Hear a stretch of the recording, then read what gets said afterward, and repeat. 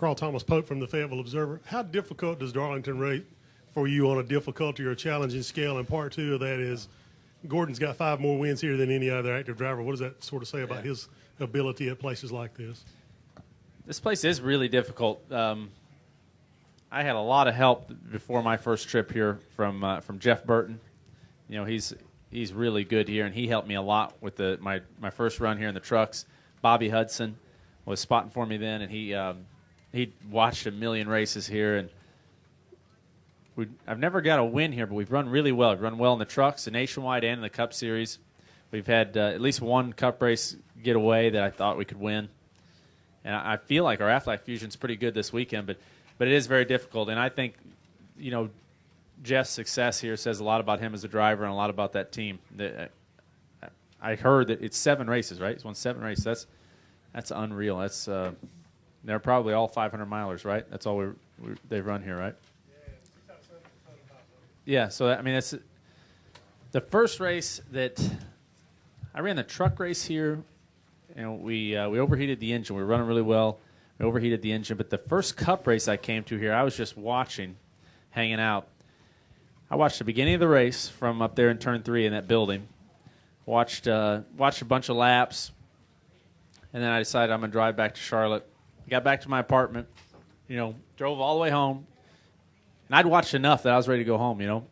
Drove all the way home, walked in, flipped on the radio, and the race is still going, you know, and they're out there grinding out. And it was like 90 degrees outside, and I thought, man, I mean, it's such a tough race. It's a grueling race physically. So that says a lot about Jeff to be able to win all those.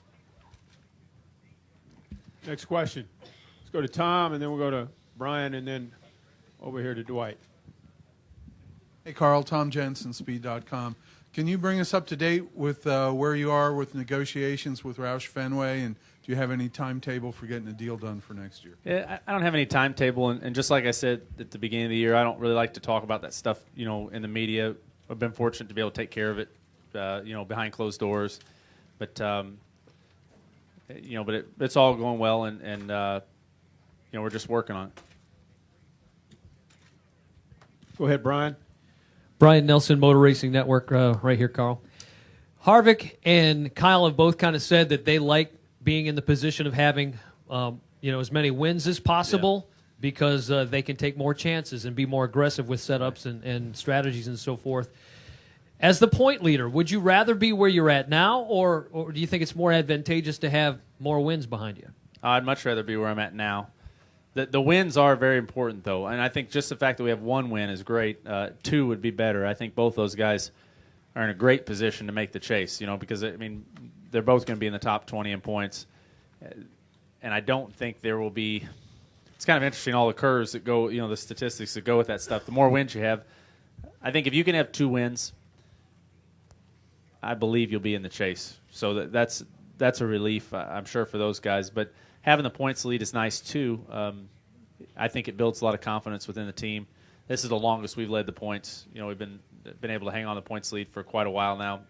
And I'm enjoying it, you know, and I think that you know, if it does rain out qualifying, there's an advantage there. But, yeah, I'd like to have the points lead and a bunch of wins. That would really be the best. We're working on that. Let's go here to David. Where's your head, David? And then over here to Brian. David Caravello, NASCAR.com. Carl, you can see Gray coming back, and I mean, not today because of the rain, but you can see Gray kind of coming back into the racetrack surface. Does that mean any of the grip is going away at all from that repave, or is it still as grippy as it's been the last couple of years? I was pretty excited to come here and just, you know, I was anxious to see what it looked like. I was telling the guys that rode with me down here at the races that this track was so different before they paved it, and I'm hoping that it gets back to that. And it seems like it has aged quite well, I think, over the last year. It looked like it was it took a lot of rubber, you know, about 3/4 of the way through the nationwide practice, and that changed the grip level a little bit. And it seems like the tires are falling off a little bit. So I think it's good. I think the track's doing really well, and I think that's good for the racing. Where's Brian? Brian, where'd you go? Guess we lost Brian. Okay, let's go to Dwight. Dwight. Dwight Drum, RaceTake.com.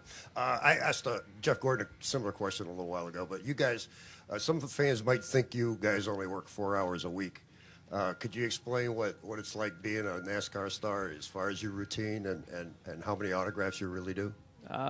Yeah, we run all over the place. You know, there's always something going on, and I've been running the Nationwide Series full time. I think this is the 7th year running both series full time. So for me, you know, days like today without the rain are really busy. You know, you're in the car, it feels like for 12 or 15 hours, you know, from 8:30 in the morning until whenever we finish the race at night.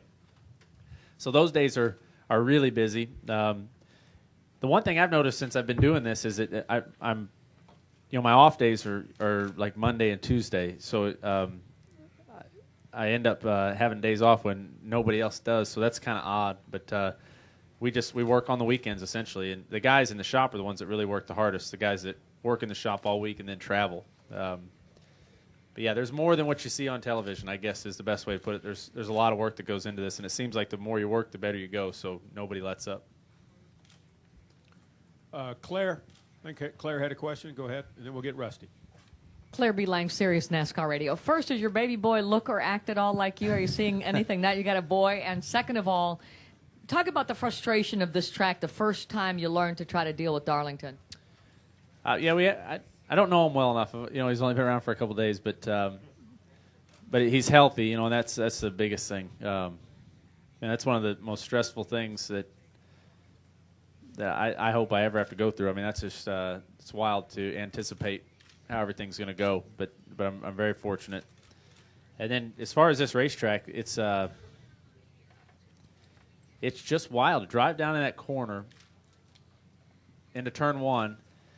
And it seems like your heart rate, you know, if you had a heart rate monitor, it's like as you approach turn one, your heart rate just gets higher and higher. And you think, all right, we got to get this right. We got to get this right. And you drive down that corner, and it just launches you into the middle of this corner. And to me, I don't know what other guys feel like, but my brain is screaming, step on the throttle, step on the throttle. And for some reason, my foot just won't do it quick enough because, you know, it's so different from most tracks. And you have to be on the throttle, really, really running hard around the center of the corner.